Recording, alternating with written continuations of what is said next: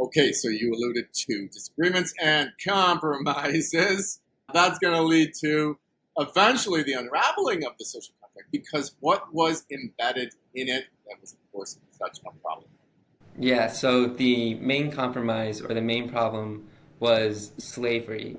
Now, it's very contradictory to have a social contract that upholds natural rights, but then some of your people don't have access to their natural rights because of slavery.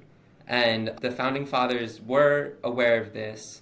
They started off, of course, wanting to be independent from Great Britain, but to be independent, there needed to be unity. If you didn't have unity and you split off into separate countries, then there was the possibility that Europe could come right back in, and then you'd be right back where you started, where you'd be under European rule and European influence again.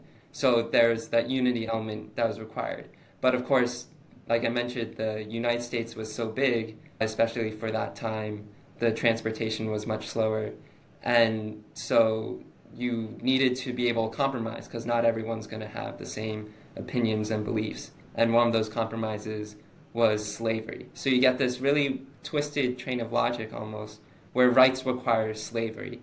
I'm not saying that that was the right thing. Slavery is obviously like a really horrible thing, but I'm also not saying I could have come up with a better solution than what the founding fathers had.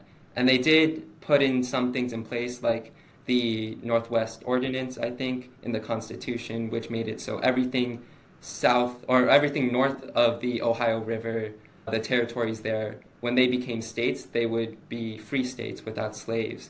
And there were other compromises like this in the Constitution. And the goal was to hopefully eventually eradicate slavery by having a supermajority of states that were against slavery. But obviously that didn't happen, which leads to the Civil War.